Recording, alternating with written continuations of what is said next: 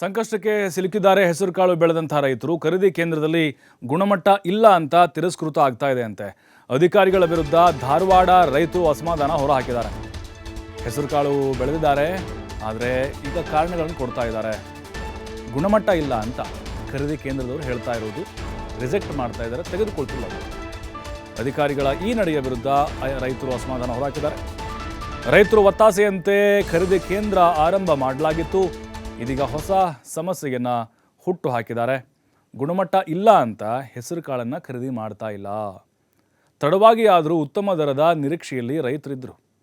ಸ್ಯಾಂಪಲ್ಗೆ ತಂದ ಬಹುತೇಕ ರೈತರ ಹೆಸರುಕಾಳು ಇಲ್ಲಿ ತಿರಸ್ಕೃತ ಆಗಿದ್ದಾವೆ. ಇನ್ನು ಈ ಬಗ್ಗೆ ನಮ್ಮ ಹುಬ್ಬಳ್ಳಿಯ ಪ್ರತಿನಿಧಿ ಯಲ್ಲಪ್ಪ ರೈತರನ್ನ ಮಾತಾಡಿಸಿದ್ದಾರೆ, ನೋಡೋಣ. ಹೆಸರು ಕಾಳುಗಳನ್ನು ಬೆಳೆದಂತಹ ಅನ್ನದಾತ ಬೆಳೆದ ಬೆಳೆಗಳನ್ನು ಮುಂದಿಟ್ಟು ಬಿಕ್ಕಿ ಬಿಕ್ಕಿ ಅಳುವಂತಹ ಸ್ಥಿತಿ ಧಾರವಾಡ ಜಿಲ್ಲೆ ಸೇರಿದಂತೆ ಉತ್ತರ ಕರ್ನಾಟಕ ಭಾಗದಲ್ಲಿ ನಿರ್ಮಾಣವಾಗಿದೆ. ಯಾಕಂದರೆ ಕಷ್ಟಪಟ್ಟು ಬೆಳೆದಂತಹ ಬೆಳೆಗಳು ಇವತ್ತು ಇಲ್ಲಿ ಖರೀದಿ ಕೇಂದ್ರ ಓಪನ್ ಮಾಡಿವೆ ಸರ್ಕಾರಗಳು. ಧಾರವಾಡ ಜಿಲ್ಲೆಯಾದ್ಯಂತ 20 ಖರೀದಿ ಕೇಂದ್ರದಲ್ಲಿ ಒಂದೇ ಒಂದು ಕಾಳನ್ನು ಖರೀದಿ ಮಾಡಿಲ್ಲ. ಯಾಕೆ ಖರೀದಿ ಮಾಡಿಲ್ಲ ಏನು ಅನ್ನೋದ್ರ ಬಗ್ಗೆ ರೈತರಿದ್ದಾರೆ, ನಾನು ಅವರನ್ನೇ ಮಾತಾಡಿಸ್ತೀನಿ. ಸರ್, ಯಾಕೆ ಇವತ್ತು ನಿಮ್ಗೆ ಖರೀದಿ ಮಾಡಾಕತ್ತಿಲ್ಲ? ಸರ್, MS ಪಿ ಒಳಗೆ ಹೆಸರು ಈ ವರ್ಷ ಅಷ್ಟು ಕಷ್ಟ ಇಳುವರಿ ಬಂತು ಸರ್. ಇಳುವರಿ ಬಂದಿದ್ದಕ್ಕೆ ಮಾರ್ಕೆಟ್ನಾಗ ರೇಟ್ ಬಿತ್ತು. ಮಾರ್ಕೆಟ್ನಾಗ ರೇಟ್ ಬಿದ್ದಕ್ಕೆ MS ಪಿ ಒಳಗೆ ಖರೀದಿ ಮಾಡ್ತೀವಿ ಅಂತೇಳಿ ಸರ್ಕಾರ ಇಮಿಡಿಯೇಟ್ಲಿ ಒಂದು ತೀರ್ಮಾನ ತೊಗೊಂಡು MS ಪಿ ಒಳಗೆ ಖರೀದಿನೂ ಮಾಡೋಕೆ ಎಂಟ್ರಿ ಮಾಡ್ಸಕ್ಕೂ ಹೇಳಿ ಸರ್. ಆಲ್ರೆಡಿ 90 ನಿಮಿಷ ಎಂಟ್ರಿ ಮಾಡೋಕೆ ಟೈಮ್ ತೊಗೊಂಡ್ರಿ. ಎಂಟ್ರಿ ಮಾಡಿಸೋದು ಅವಧಿ ಮುಗಿದತ್ರಿ. ಈಗ ಹೆಸರು ಖರೀದಿ ಕೇಂದ್ರನೂ ಓಪನ್ ಆಗ್ಯವ್ರು ಸರ್. ಓಪನ್ ಆದವು ಅಂತೇಳಿ ಅತಿ ಖುಷಿಲಿಂದ ನಾವು ಖರೀದಿ ಕೇಂದ್ರಕ್ಕೆ ಹೆಸರು ತೊಗೊಂಡು ಹೋದ್ರೆ ನಿಮ್ಮ ಹೆಸರು ಡ್ಯಾಮೇಜ್ ಅದಾವು, ನಾವು ಹೆಸರು ತೊಗೊಳೋದಿಲ್ಲ ಅಂತ ಅನ್ನಕತ್ತಾರೆ ಸರ್. ಅವು ಈ ವರ್ಷ ಮಳೆಗಾಲ ಹೆಚ್ಚಾಗಿದ್ದ ಸಂಬಂಧ ಏನೋ ಒಂದು 5-6% ಅದು ಡ್ಯಾಮೇಜ್ ಐತಿ ಸರ್. 5-6% ಡ್ಯಾಮೇಜ್ ಐತಿ. ಡ್ಯಾಮೇಜ್ ಇದ್ರೆ ಅದನ್ನ ಏನಾರ ಮಾಡಿ ನಮ್ಮನ್ನು ತೋರಿ ಸರ್. ಇಳುವರಿ ಒಂದು ಕಡಿಮೆ ಐತಿ, ಮಾರ್ಕೆಟ್ನಾಗ ರೇಟ್ ಒಂದು ಕಡಿಮೆ ಐತಿ, ಹೆಂಗಾರ ಮಾಡಿ ನಿಮ್ಮಿಂದ ನಾವು ಉಳಿಬೇಕಂತೇಳಿ ಮಾರ್ಕೆಟ್ ತೊಗೊಂಡು ಇಷ್ಟೂ ರಿಜೆಕ್ಟ್ ಆಗಕತ್ತೀವಿ ಸರ್. ಎಟ್ಲೀಸ್ಟ್ ನಿನ್ನ 100 ಇಲ್ಲೇ ಕೋಯವಾಡ ಖರೀದಿ ಕೇಂದ್ರದೊಳಗೆ 100-150 ಮಂದಿ ಹೆಸರು ಸ್ಯಾಂಪಲ್ ತೊಗೊಂಬಂದ್ರೆ ಅದ್ರಾಗ ಇಬ್ಬರು ಅಷ್ಟೇ ಯೋಗ್ಯ ಆಗ್ಯಾವ ನೋಡಿ ಸರ್. ಉಳ್ಕಾದ್ರ ಮಂದಿ ಇಲ್ಲ. ಹಂಗಾರೆ ಈ ಉದ್ದೇಶಕ್ಕೆ ತಾನು MS ಬೇರೆ ಯಾಕೆ ಮಾಡ್ಬೇಕ್ರಿ ಸರ್? ಅದನ್ನು ಮತ್ತು ಖರೀದಿ ಕೇಂದ್ರ ಯಾಕೆ ತೆಗಿಬೇಕು? ಸುಮ್ಮನೆ ಆವಾಗ ಆದಂಗೆ ಆತ ಮಾರ್ಕೊಂಡು ನಾವು ಕಡಲೆ ಆಗಿಬಿಡು ಸರ್. ಈಗ ಎಣ್ಣೆ ಹೊಡೆದು ಏನೇನು ಮಾಡಿ ಅದನ್ನು ಬಚ್ಚೆ ಮಾಡ್ಕೊಂಡು ಇಟ್ಟಿವಿ ಸರ್. ಇವತ್ತಿನ ತನಕ ಒಂದು ಕಾಳು ಹೆಸರು ತೊಗೊಳಕ್ಕೆ ರೆಡಿ ಇಲ್ಲ ಸರ್. ಆದ್ದರಿಂದ ನಮ್ಗೆ ಮಾನಸಿಕ ಒಂದು ನಮ್ಮನೆ ನೆಮ್ಮದಿನ ಹಾಳಾದಂಗಾಗಿ ಇನ್ನು ಹೋರಾಟದ ಹಾದಿ ಹಿಡಿಬೇಕಪ್ಪ ಅನ್ನೋಂಥ ಮಟ್ಟಕ್ಕೆ ಬಂದು ಹೆಸರು ತೊಗೊಳಿಲ್ಪ MS ಬೇರೆ ಯಾಕೆ ಮಾಡ್ಬೇಕು ಸರ್?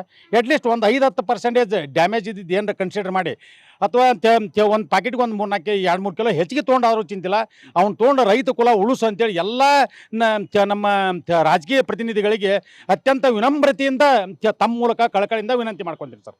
ಯಾಕಂದ್ರೆ ಇಷ್ಟು ದಿವಸ ಅವನ್ನ 12% ಒಳಗೆ ತೇವಾಂಶ ಇರ್ಬೇಕಂತೇಳಿ ಅವ್ನು ಒಣಗಿಸಿ ಎಲ್ಲ ರೆಡಿ ಮಾಡಿ ಇಟ್ಕೊಂಡೇವು ಸರ್.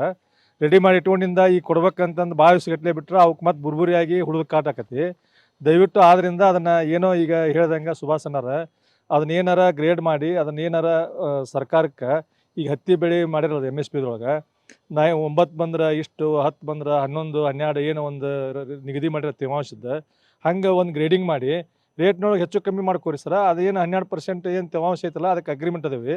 ದಯವಿಟ್ಟು ಆದಷ್ಟು ಬೇಗ ಇದನ್ನ ಒಂದು ಏನಾರ ಹತ್ತಿ ಬೆಳೆಯಂಗೆ ಏನೋ ಒಂದು ರೇಟ್ ಹೆಚ್ಚು ಕಮ್ಮಿ ಮಾಡಿಕೊಂಡು ಒಂದು ತೀರ್ಮಾನ ಮಾಡಿ ರೈತರು ಒಂದು ಕಾಪಾಡಬೇಕು ಅಂತೇಳಿ ನಾವು ಒಂದು ಸರ್ಕಾರಕ್ಕೆ ಮನವಿ ಮಾಡ್ಕೊತೀವಿ. ಈಗಾಗಲೇ ಅತಿವೃಷ್ಟಿಯಿಂದ ನಮ್ಮ ಬದುಕು ಬೀದಿಗೆ ಬಂದಿದೆ. ಇಂತಹ ಸಮಯದಲ್ಲಿ ಸರ್ಕಾರಗಳು ನಮ್ಮ ಬೆನ್ನಿಗೆ ನಿಲ್ಲಬೇಕು.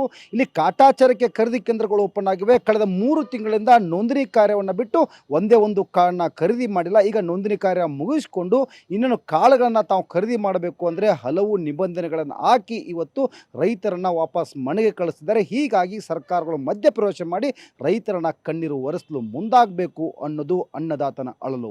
ಕ್ಯಾಮರಾ ಪರ್ಸನ್ ಬರ್ ಜೊತೆ ಯಲ್ಲಪ್ಪ ಸೋಲರ್.